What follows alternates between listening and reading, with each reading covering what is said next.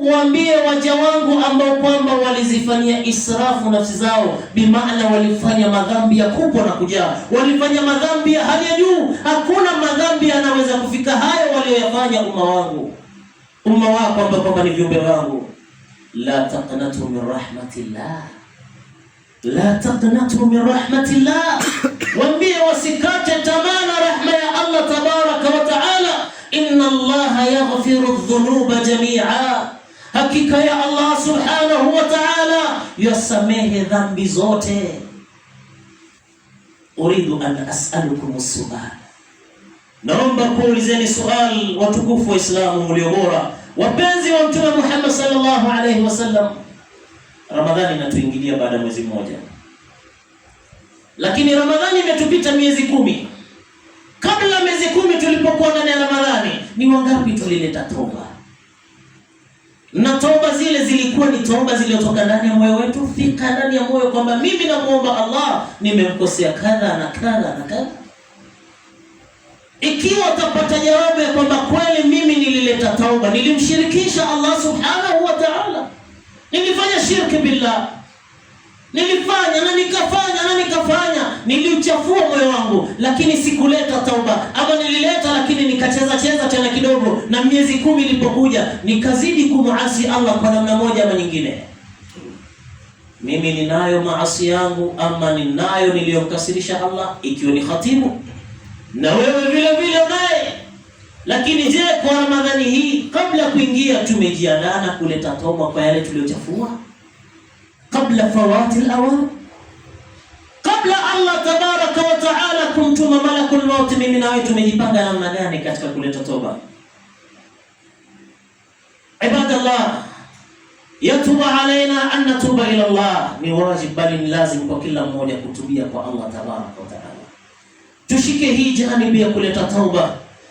Ramadhani hii jamani, tuifungeni iwe ni Ramadhani itavunja rekodi, na iwe baada ya kuondoka hii Ramadhani tuishi katika tabia ile tutakayokuwa nayo ndani ya Ramadhani. Kwani ni wengi ambao kwamba waliweza na wakasubiri na wakawa na hamu kufikwa na hii Ramadhani, lakini wameshaondoka. Na wengine wataondoka ikiwa kesho ndio Ramadhani, leo ndio wanaondoka. Lakini mimi na wewe huenda tukaiona Ramadhani, na mpaka ikatoka Ramadhani hali zetu iko namna gani? Mtume sallallahu alaihi wasallam alionekaniwa wakati mmoja saida mimbar, anapanda juu la mimbar, na mimbar yake ilikuwa na stairs 3. Kila kinyanyua mguu anasema amin, amin, amin. Masahaba wakamuuliza, ya Rasulullah, tumekuona unafanya jambo ambalo kwamba hatujawahipo kukushuhudia ukilifanya katika maisha yako. Mtume akasema, naam, atani Jibril, amenijia mimi Jibril. Faqala, na akasema Jibril kuniambia mimi, raghima anfu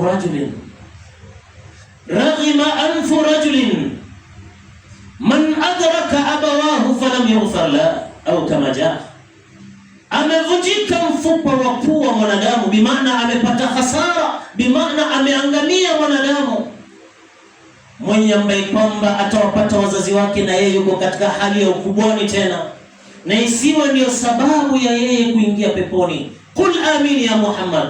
Faqala amin. Thumma qala Jibril, raghima anfu rajulin man adraka Ramadhana falam yughfar lahu. Subhanallah, Allahumma la tajal. Amin. Muhammad, wewe hakika amevunjika mfupa wa pua mwanadamu, bimaana hakika ameangamia mwanadamu. Man adraka Ramadhan, itakayomfikia yeye Ramadhan na akaifunga Ramadhani, akafanya vya kufanya Ramadhani, falam yughfar la, lakini hakusamehewa na Ramadhani ile. Ya Allah, hali itakuwa namna gani ndugu zangu? Na iwe ndio Ramadhani yangu ya mwisho, iwe ndio Ramadhani yako ya mwisho, Allah sijalie iwe itakuwa hatukusamehewa, hali itakuwa namna gani mabwana? Lakini ni maandalizi sasa hivi kwa kusamehewa Ramadhani. Kila mmoja ajifunge na takwa, ajifunge na tauba na nadama. Ibadallah, watubu ila Allah jami'an ayuha almu'minuna la'allahum tuflihun. Tutubieni kwa Allah tabaraka wa taala sote kwa jumla, mafanikio tutayapata baada ya kuleta tauba kwa Allah tabaraka wa taala. Mwanachuoni mmoja anazungumza kuhusu aya hii, wa hadhihi al-ayatu, aya hii watubu ila Allah jami'an, khataba Allah ahla al-iman wa khiyara khalqihi. Allah aliwaambia watu wa imani na ubora wao waliokuwa nao, an yatuba ilayhi, ili wapate kutubu kwa Allah tabaraka wa taala, baada imanihim, baada ya imani yao, wa sabrihim, na baada ya subra yao, wa hijratihim, na baada ya hijra yao, wa jihadihim, na pamoja na kupigana kwao na makafiri. Allah subhanahu wa ta'ala, intabihi ya jamaa, Allah subhanahu wa ta'ala amwambia Mtume Muhammad sallallahu alaihi wasallam awaambie watu wa Badri, maswahaba waliopigana vita vya Badri, ya kwamba wafanye wanavyotaka katika mgongo huu wa ardhi. Allah amekwisha kuwasamehe. Lakini pamoja na hayo, hadha kulli, pamoja na yote, Allah anamwambia Mtume Muhammad sallallahu alaihi wasallam awaambie watu waliopigana vita vya Badri, maswahaba waliopigana vita vya Badri, wafanye watakavyofanya katika mgongo huu wa ardhi baada vita kuisha. Allah amekwisha kuwasamehe. Bimaana wanaweza hata wakafanya maasi kwa kauli hii iliyo mzito, lakini sivyo. Allah pamoja na yoyote ameshawasamehe ahlul Badri. Allah tabaraka wa taala aliteremsha aya hii katikati yao, watubu ila Allah jami'an ayyuhal mu'minun, watubu ila Allah jami'an ayyuhal mu'minun la'allahum tuflihun. Ikiwa hawa walipigana vita vya Badr, ahlul Badr, masahaba tukufu hawa kina Hamza, baada ya kupigana vita hivyo, na Allah tabaraka wa taala akamwambia Mtume sallallahu alaihi wasallam, masahaba wako waliopigana vita vya Badr wafanye watakavyo, wameshasamehewa, wako safi. Lakini pamoja na hayo, katikati yake Allah anawateremshia aya ya kuwahimiza watubu kwa Allah. Mimi na wewe tumepigana vita vya Badr, mimi na wewe tumepigana vita vya Uhud, mimi na wewe tumefanya mangapi ya kumridhisha Allah? Si katika kuiba kwetu, si katika kuongea kwetu machafu, kushika kwetu machafu, kuyaendea kwetu machafu, kuyahifadhi kwenye kifua chetu machafu, kuyaweka kwenye akili zetu machafu, na kuwa na hamu na machafu. Aya hii sisi ndio muhimu zaidi, na fatu ikamate na meno magego. Ibadallah, leo tumeweza kukaa mbali, na muda si wangu tena, tumekaa mbali na suala zima la kuleta tauba kwa Allah tabaraka wa taala. Bali Ibn al-Qayyim, nikienda kwa haraka asema kuhusu suala zima la tauba, inafaa iwe ni maisha ya mwanadamu, mwanzo wa maisha yake na mwisho wa maisha yake. Ibn al-Qayyim azungumza haya kwa dalili ya aya ama sura ya Allah tabaraka wa taala iliyoteremka, bismillahir rahmanir rahim, idha jaa nasrullahi wal fath wa ra'aita an-nasa yadkhuluna fi dinillahi afwaja fasabbih bihamdi rabbika wastaghfirhu innahu kana tawwaba. Hadhihi sura, iliposhuka sura hii, baadhi sahabatu rasulillah walifahamu kifo cha Mtume sallallahu alaihi wasallam anytime. Baada ya sura hii kushuka, suratul Nasr, baadhi ya masahaba waliokuwa na upeo na dini hii na umuhimu na dini hii na umuhimu wa Mtume sallallahu alaihi wasallam, tofauti na sisi, tunasikia neno la Mtume sallallahu alaihi wasallam na Waislamu wamesimama kama kubwa, they don't talk, they don't salia salatu ala nabii wala hawla wala quwwata illa billah. Lakini walikuwa na thika sahabatu rasulillah. Iliposhuka sura hii, baadhi yao walisema hii inatangaza na inaonyesha kuondoka kwa Mtume Muhammad sallallahu alaihi wasallam. Bali mama yetu Aisha radhiyallahu anha katika hadithi anasema, iliposhuka sura hii, Mtume sallallahu alaihi wasallam baada ya kushuka sura hii hakuacha katika sala zake zote za faradhi na za sunna kusema subhanaka allahumma wa bihamdik allahumma ighfirli. Allahu akbar.